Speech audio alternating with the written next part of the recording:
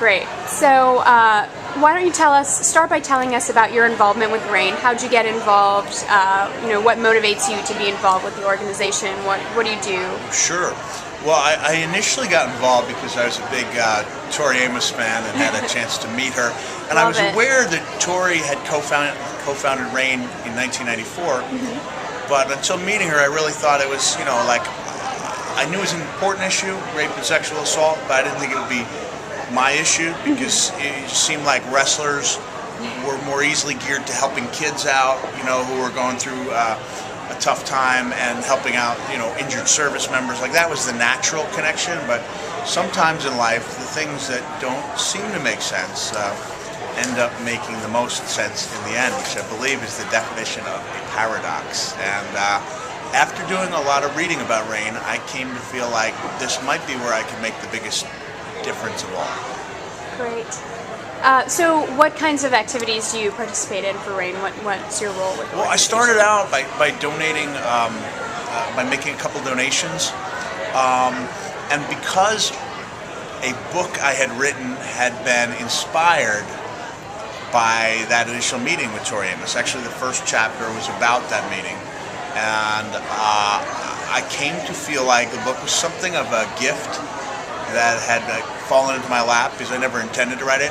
I have trouble convincing my wife of that logic because she knows that I was down in the basement doing all but 3 chapters by hand. Like, she's like, but you wrote it. Like, I was like, well, it was a sign. Like, I really felt strongly moved to do something with the proceeds, and so I did donate the advance of the book to 2 different causes that work with victims of sexual abuse. One was Child Fund International. I was going to go to a project in Sierra Leone to help rape victims and their children, and the other half of the money was going to my friends here at RAINN. Because really, after being involved, I am so confident that the money is spent well. Like, I see it out there as a volunteer.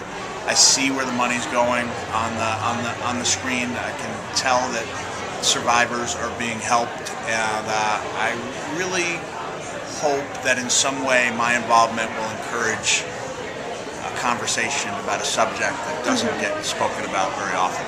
Right, and like you said, to your point, rape and sexual violence aren't talked about very often, and I think especially within, among males and athletic communities, it's never something that's ever spoken about. So how have you brought that issue to the forefront among communities that you are a part of? I just tried to put it out there as part of the book.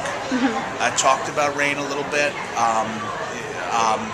All of the information that went out mentioned that the money was going to help victims of sexual assault.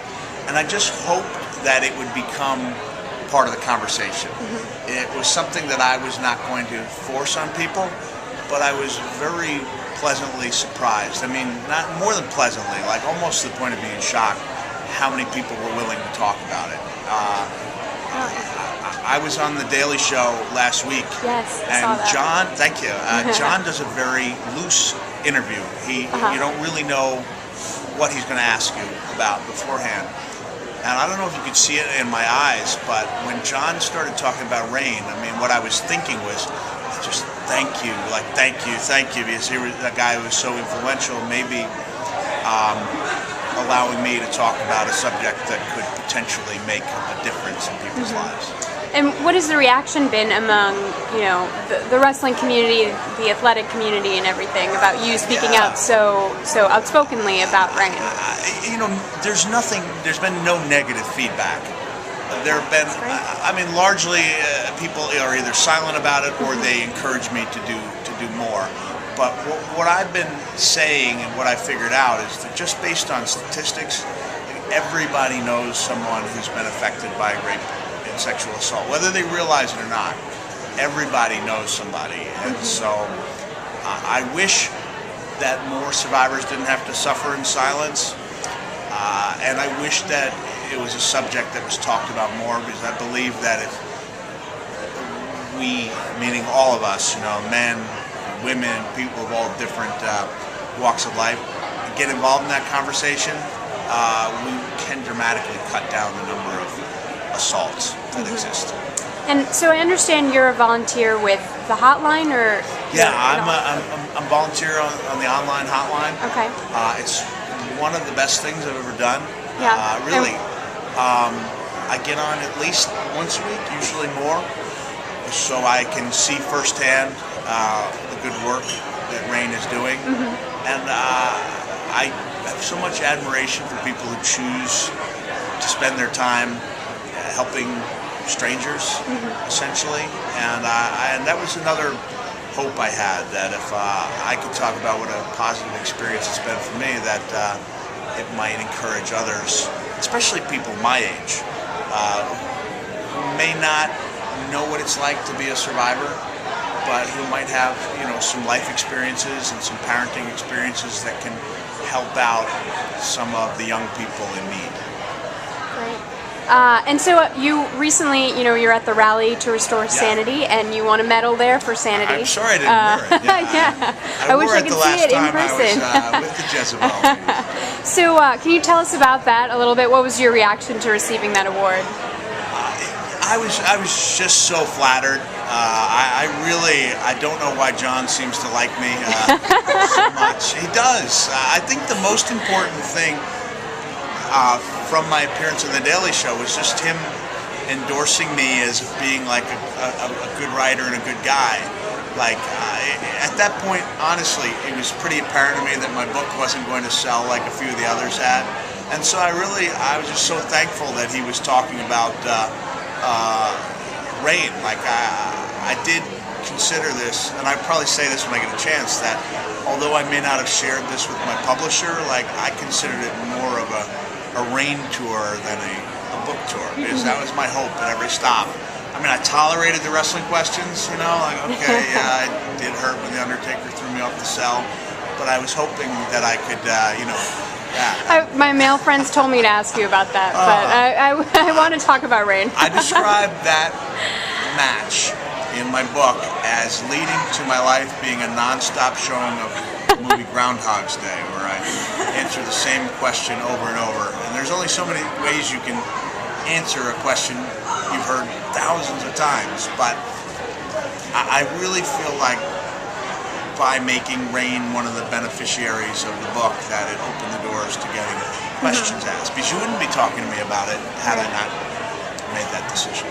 Right. And really, as a male advocating on behalf of victims of sexual violence, how do you get other males to pay attention? It's generally a subject that only women are talking about and advocating on behalf of. Partially by hearing me talk about it, and hopefully just, I guess, leading by example. I mean, I try not to be preachy in my books, but I did state that if I ever heard of a wrestler messing around with roofinols, that I will do whatever I can in my power to make sure they are never hired again. So,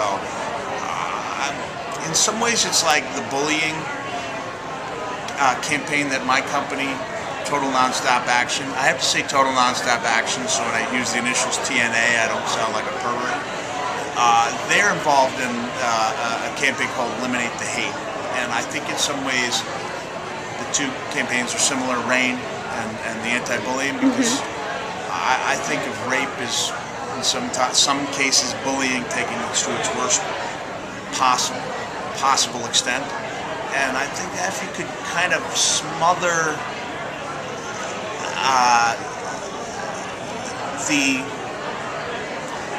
the things that make hatred possible, the ignorance and anger and intolerance, that you could create an atmosphere where none of this is acceptable. And I may appear to be unrealistic with that, but I think if more people got in and did something about it, that the cumulative effect would be surprising.